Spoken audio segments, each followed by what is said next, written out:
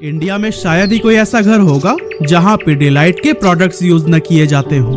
Carpenter का favourite Fevicol हो या फिर हमारा और आपका पसंदीदा फेविक्विक। लेकिन क्या आपको पता है इस इनोवेटिव ब्रांड को शुरू किया था एक चपरासी ने, नाम है बलवंत पारेख। अब वैसे तो आज के टाइम पर इस कंपनी का कोई स्ट्रॉन्ग कॉम्पिटिटर ही नहीं है, लेकिन जब इस कंपनी ने फेविकोल जैसे प्रोडक्ट को लॉन्च किया था तब कोई भी इसे खरीदने तक को तैयार नहीं था। लेकिन फिर ऐसा क्या हुआ कि पिडिलाइट ने न सिर्फ चीजों को जोड़ा बल्कि हर किसी के दिल में अपनी जगह बना ली। आज के इस इंस्पायरिंग जर्नी में हम सब कुछ बहुत डिटेल में जानने वाले हैं। तो दोस्तों, फेविकोल की जर्नी स्टार्ट होती है 1925 से, जब गुजरात के एक छोटे से गांव महुआ में बलवंत कल्याणजी पारेख का जन्म हुआ था। इनके दादाजी एक मजिस्ट्रेट थे और उन्हीं से ही इंस्पायर होकर बलवंत पारेख ने भी लॉ की पढ़ाई करने की सोची।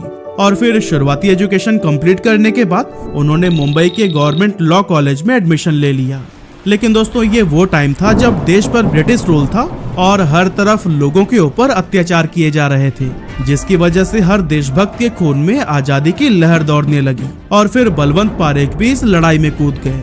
उन्होंने जैसे ही सुना कि Mahatma Gandhi quit India movement की शुरुआत कर रहे हैं, तो फिर वो पढ़ाई बीच में ही छोड़कर अपने गांव वापस आ गए और इस आंदोलन को ज्वाइन कर लिया। लेकिन करीब 1 साल बाद उनके मन में ये ख्याल आया कि अगर वो किसी हायर पोजीशन पर होंगे तो फिर अपने लोगों के लिए ज्यादा काम आ पाएंगे। और फिर इसी सोच के साथ बलवंत पारेख मुंबई वापस आए और अपनी पढ़ाई दोबारा शुरू कर दी। लेकिन दोस्तों, पढ़ाई के दौरान ही उनकी शादी कांताबेन से हो गई और फिर शादी के बाद अपनी रिस्पॉन्सिबिलिटीज को निभाने के लिए उन्होंने कई सारे छोटे मोटे जॉब्स किए। लेकिन महीना भर मेहनत करने के बाद जो पैसा मिलता था उससे घर की बेसिक नीड्स ही पूरी नहीं हो पा रही थी। पर फिर भी उन्होंने हार नहीं मानी और आखिरकार अपनी ग्रेजुएशन कंप्लीट कर ली। इसके बाद से कांताबेन को लगने लगा कि शायद अब उनके फैमिली का जीवन पटरी पर आ जाएगा। लेकिन जल्द ही उनका ये सपना भी टूट गया, क्योंकि बलवंत पारेख ने डिसाइड किया कि वो कभी भी वकालत को अपना प्रोफेशन नहीं बनाएंगे। इसकी वजह ये थी कि पढ़ाई के दौरान ही उन्हें यह समझ आ गया था कि ये प्रोफेशन बिना झूठ के सहारे नहीं चल सकता है और ये उनके वैल्यूज और एथिक्स के खिलाफ था। इसके बाद उन्होंने दूसरा काम ढूंढना शुरू किया और एक लकड़ी के व्यापारी के ऑफिस में चपरासी की नौकरी करने लगे। लेकिन दोस्तों, यहाँ भी उनकी फाइनेंशियल कंडीशन बहुत खराब थी। हालात तो ऐसी हो गई थी कि उन्हें और उनकी वाइफ को उसी लकड़ी के गोदाम में ही रहना पड़ा। लेकिन दोस्तों, लकड़ी के गोदाम में काम करते हुए ही उन्होंने एक मार्केट गैप नोटिस किया, जो कि आगे चलकर उनके बिजनेस की फाउंडेशन बनी। उन्होंने देखा कि वुड इंडस्ट्री में ग्लू की बहुत ज्यादा डिमांड है, लेकिन मार्केट में अवेलेबल ज्यादातर गोंद इम्पोर्टेड होते थे, जो न सिर्फ महंगे थे बल्कि इसकी क्वालिटी भी कुछ खास अच्छी नहीं थी। जबकि अगर हम इसके सस्ते अल्टरनेटिव की बात करें तो उस समय लोग चावल या आटे को पकाकर बनाए गए गोंद का इस्तेमाल करते थे। अब ये गोंद पेपर जैसी हल्की चीजों को तो चिपका देता था, लेकिन लकड़ी जैसे भारी सामानों के लिए ये बिल्कुल काम का नहीं था। इसीलिए उस समय के ज्यादातर कारपेंटर्स एक स्पेशल टाइप के गोंद का यूज किया करते थे, जो कि जानवरों की हड्डी और खाल से निकाले गए कोलेजन से बनाया जाता था। अब ये कुछ हद तक टिकाऊ तो होता था, लेकिन इसे बनाने और यूज करने का प्रोसेस काफी मुश्किल और टाइम कंज्यूमिंग था, क्योंकि जितनी बार आपको इसे इस्तेमाल करना है उतनी ही बार इसे गर्म करना पड़ता था। साथ ही इसके अंदर से इतनी गंदी बदबू आती थी ना कि काम करना भी मुश्किल हो जाता। और फिर जो कारीगर प्योर वेजिटेरियन थे, उनके लिए जानवरों की हड्डियों से बना गोंद इस्तेमाल करना उनका धर्म भ्रष्ट करने के जैसा था। और फिर इन्हीं सभी प्रॉब्लम्स को देखते हुए बलवंत पारेख ने सोचा कि क्यों ना कोई ऐसा गोंद बनाया जाए जो कि इजी टू यूज हो, स्ट्रॉन्ग हो और हाइजेनिक भी। लेकिन दोस्तों, ये काम इतना आसान नहीं था, क्योंकि प्रोडक्ट पर रिसर्च करने और मैन्युफैक्चरिंग यूनिट सेटअप करने में बहुत बड़े फंड्स की जरूरत थी, जो कि उस टाइम बलवंत के पास में नहीं थे। लेकिन इसी बीच बलवंत पारेख की मुलाकात मोहन नाम के एक इन्वेस्टर से हुई और फिर दोनों ने मिलकर कोई बिजनेस शुरू करने का फैसला किया। थोड़ा दिमाग लगाने के बाद से 1950s में उन्होंने बाहर के देशों से साइकिल्स, सुपारी, केमिकल्स और डाइज इंपोर्ट करके इंडिया में बेचना शुरू कर दिया। इस बिजनेस से उन्हें काफी अच्छा प्रॉफिट हुआ, जिसकी वजह से धीरे धीरे करके उनकी फाइनेंशियल कंडीशन इम्प्रूव होने लगी। और फिर जल्द ही बलवंत पारेख अपनी फैमिली के साथ मुंबई के सायन इलाके में एक छोटे लेकिन कंफर्टेबल फ्लैट में शिफ्ट हो गए। लेकिन दोस्तों, अब शुरू होती है उनकी असली कहानी।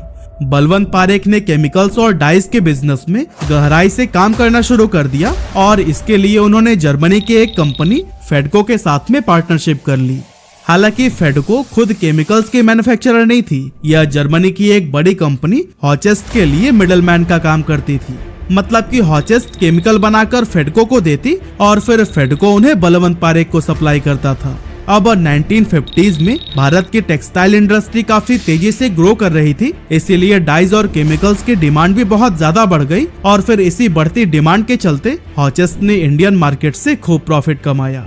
इस सक्सेस से इम्प्रेस होकर 1954 में हॉचेस्ट के मैनेजिंग डायरेक्टर ने बलवंत पारेख को जर्मनी आने का इनविटेशन दिया और फिर पारेख जर्मनी जाकर 1 महीने तक रहे और वहां की एडवांस टेक्नोलॉजी और प्रोडक्शन के प्रोसेस को बहुत गहराई से समझा।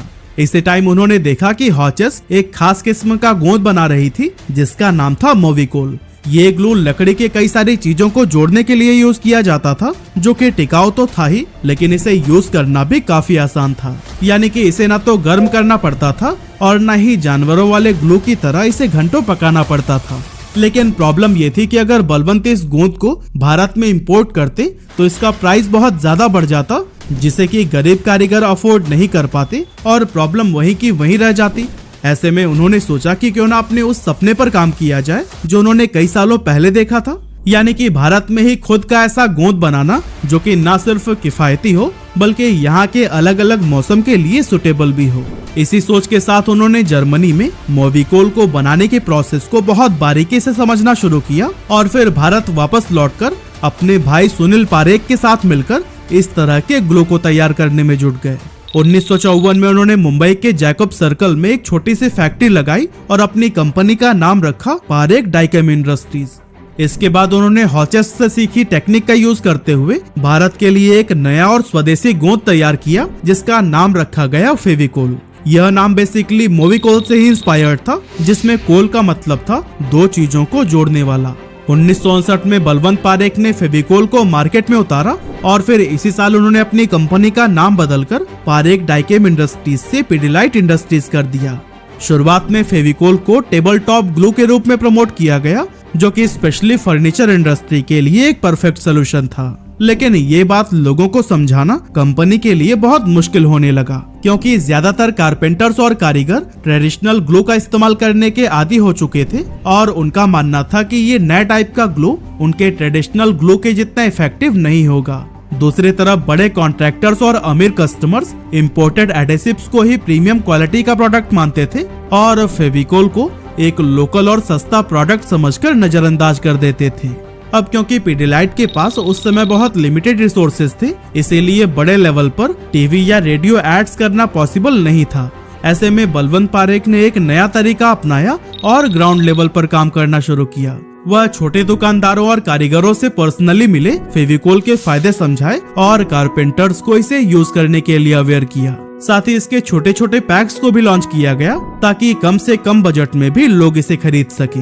लेकिन दोस्तों, इन सभी शुरुआती प्रयासों से भी कंपनी को कुछ खास फायदा नहीं मिल पाया। हालांकि इसके बाद भी बलवंत पारेख ने हार नहीं मानी और उन्होंने कारपेंटर्स के लिए डेमोन्स्ट्रेशन वर्कशॉप्स कराई। इन वर्कशॉप में उन्होंने फेविकोल का इस्तेमाल करके दिखाया और समझाया कि उनका ये ग्लू पुराने ट्रेडिशनल ग्लू से ज्यादा ड्यूरेबल और स्ट्रॉन्ग है। फेविकोल का सबसे बड़ा फायदा ये था कि इसे इस्तेमाल करना बहुत आसान था, न इसे गर्म करने की जरूरत थी और न ही कोई बदबू की समस्या, और ये सिंथेटिक रेजिन से बनाया गया था जो कि वेजिटेरियन लोगों के लिए एक सेफ ऑप्शन था। बलवंत पारेख ने कारपेंटर्स को फेविकोल के फ्री सैंपल्स भी दिए ताकि वो खुद इसे ट्राई कर सके। और फिर जब उन्होंने इस ग्लू को ट्राई किया तो मानो हैरान ही रह गए, क्योंकि फेविकोल की स्मूथ कंसिस्टेंसी ने काम को काफी आसान बना दिया और यह सरफेस पर मक्खन की तरह ग्लाइड करता था। इस तरह से फेविकोल अब धीरे धीरे मार्केट में पॉपुलर होने लगा।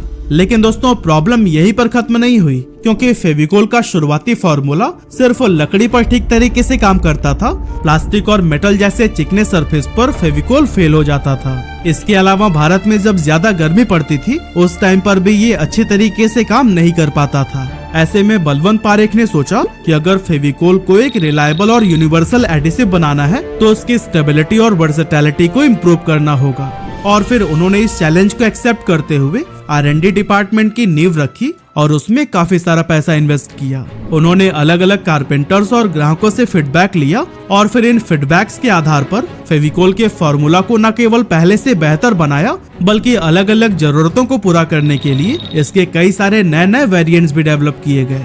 एग्जाम्पल के लिए 1980 के टाइम जब कंपनी को शिकायत मिलने लगी कि ज्यादा ह्यूमिडिटी की वजह से उनके गोंद की पकड़ कमजोर पड़ जाती है, तो फिर पिडिलाइट ने इस प्रॉब्लम को सॉल्व करने के लिए फेविकोल MR लॉन्च किया, जो कि मॉइस्चर को रोककर ज्वाइंट्स को स्टेबल बनाए रखता था। इसी तरह से 1985 में कंपनी ने एक और इनोवेटिव प्रोडक्ट लॉन्च किया जो था फेविक्विक। असल में उस टाइम पर कारपेंटर्स और आम लोगों को एक ऐसे प्रोडक्ट की जरूरत थी जो कि क्विक रिजल्ट दे पाए, और फिर पिडिलाइट ने इस प्रॉब्लम को देखते हुए बस एक बूंद स्लोगन के साथ में फेविक्विक को मार्केट में उतारा। Yes, sir. फेविक्विक एडहेसिव जो बूंद भर लगे चुटकी में चिपकाए। फेविक्विक की खासियत ये थी कि ये सिर्फ लकड़ी ही नहीं बल्कि प्लास्टिक, मेटल, रबर और दूसरे मटेरियल्स को भी तुरंत जोड़ देता था। और फिर आगे चलकर भी डॉक्टर फिक्सिट, एमसिल, हीटेक्स और मरीन जैसे प्रोडक्ट्स लॉन्च किए गए, और फिर इतने सारे मार्केट डिमांड को फुलफिल करने का ही नतीजा है कि आज पिडिलाइट इंडियन एडहेसिव मार्केट का 70% से भी ज्यादा शेयर होल्ड करता है। बलवंत पारेख ने बहुत पहले ही यह समझ लिया था कि फर्नीचर में कौन सा ग्लू लगेगा यह डिसीजन अक्सर कारपेंटर्स ही लेते हैं, इसीलिए उन्होंने आम जनता को टारगेट करने की बजाय कारपेंटर्स और कॉन्ट्रैक्टर्स पर फोकस किया। इस डायरेक्ट कनेक्शन को मजबूत बनाने के लिए उन्होंने दिसंबर 2002 में फेविकोल चैंपियंस क्लब यानी कि FCC की शुरुआत की। FCC का मकसद कारपेंटर्स और कॉन्ट्रैक्टर्स को फेविकोल के अलग अलग प्रोडक्ट्स को कब, कहां और कैसे यूज करना है उसकी प्रैक्टिकल ट्रेनिंग देना था। आज FCC के 145 शहरों में 300 से भी ज्यादा क्लब्स हैं, जिनसे कि 40,000 कारपेंटर्स जुड़े हुए हैं। लेकिन दोस्तों, पारेख जी ने अपने प्रोडक्ट्स को सिर्फ कारपेंटर्स तक सीमित नहीं रखा, बल्कि ग्लू के छोटे पैक्स निकालकर बच्चों के स्कूल प्रोजेक्ट से लेकर उनके आर्ट एंड क्राफ्ट तक भी अपनी एक खास जगह बना ली। इस तरह से पिडिलाइट की शानदार सक्सेस और फेविकोल की जबरदस्त पॉपुलैरिटी ने उसे इंडियन मार्केट के हर एक घर में अपनी जगह तो दिला दी, लेकिन इसके बाद कंपनी के सामने एक नई दिक्कत खड़ी हो गई, फेक प्रोडक्ट्स की। एक्चुअली मार्केट में फेविकोल जैसे दिखने वाले घटिया क्वालिटी के फेक ग्लू बिकने लगे, क्योंकि ज्यादातर लोग सिर्फ डिब्बे का डिजाइन, लोगो और ब्रांड नेम देखकर इसे खरीद लेते थे, और फिर स्कैमर्स ने इस बात का फायदा उठाना शुरू कर दिया। हालांकि जल्द ही पिडिलाइट ने इसे सीरियसली लिया और एक्शन में आ गई। उन्होंने फेविकोल के डिब्बों को यूनिक बनाया, अवेयरनेस कैंपेन चलाए और असली फेविकोल की पहचान जैसे लोगो, होलोग्राम और QR चेक करने के तरीके बताए। साथ ही नकली प्रोडक्ट्स बेचने वालों के खिलाफ लीगल एक्शन लिया गया और उनके ऑपरेशंस बंद कराए गए। और दोस्तों, इन सभी प्रयासों से नकली प्रोडक्ट की मार्केट कम हुई और फेविकोल पर कस्टमर्स का भरोसा वापस आ गया। और दोस्तों, पिडिलाइट ने फेविकोल को एक हाउस होल्ड नेम बनाने के लिए क्रिएटिव मार्केटिंग का भी बेहतरीन इस्तेमाल किया। सबसे खास बात यह है कि फेविकोल के विज्ञापनों में कभी भी बड़े सेलिब्रिटीज का सहारा नहीं लिया गया। इसके बजाय इनके एड्स में साधारण गांव का बैकग्राउंड और आम जनता जैसे रिलेटेबल कैरेक्टर्स को दिखाया गया। कई बार तो कंपनी ने अपने रियल कारपेंटर्स को भी एड कैंपेन में शामिल किया, ताकि फेविकोल का जुड़ाव सीधे उन लोगों से हो सके जो कि इसे रोजमर्रा के कामों में इस्तेमाल करते हैं। फेविकोल की आइकॉनिक टैगलाइन "दम लगा के हईशा" आज भी लोगों के दिलों और दिमाग में ताजा है। ये फेविकॉल मरीन का मजबूत जोड़ है, पानी में भी नहीं टूटेगा। इसी तरह शर्मा के दुल्हनिया जैसे एड कैंपेन से कस्टमर्स फेविकोल से इमोशनली कनेक्ट हो गए। पड़ गयो नाम सरमाइन का सोफा, हाय रे सरमाइन का सोफा। फेविकोल के मार्केटिंग कैंपेन में ह्यूमर का खास रोल रहा है। फेविकोल का वो ओवर क्राउडेड बस वाला एड आपको याद है, जिसमें लोग बस के अंदर और बाहर तक चिपके हुए नजर आते हैं। इस बात का यह बहुत परफेक्ट एग्जाम्पल है कि कैसे मजेदार अंदाज में भी प्रोडक्ट की स्ट्रेंथ को हाईलाइट किया जा सकता है। यहाँ तक कि फ्री गिफ्ट स्टोर कैंपेन ने भी फेविकोल की ताकत को इतने क्रिएटिव तरीके से पेश किया कि यह न केवल दर्शकों को हंसाने में कामयाब रहा, बल्कि प्रोडक्ट की रिलायबिलिटी को भी बखूबी शोकेस किया।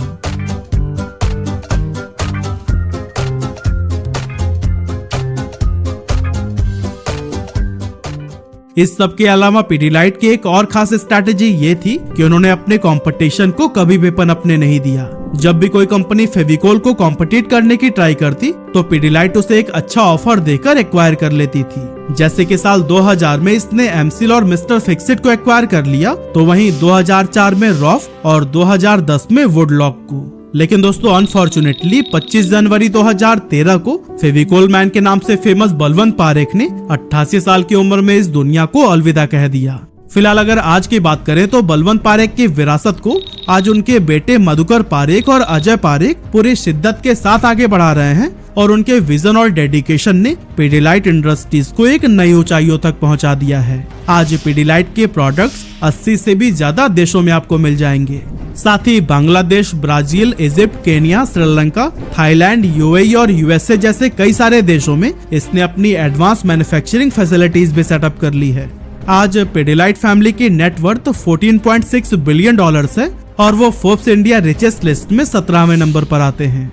तो दोस्तों अंत में बस मैं यही कहना चाहता हूँ कि पिडिलाइट की सक्सेस ने हमें सिखाया कि मेहनत, इनोवेशन और सही मार्केटिंग स्ट्रैटेजी से कोई भी ब्रांड लोगों के दिलों में अपनी जगह बना सकता है।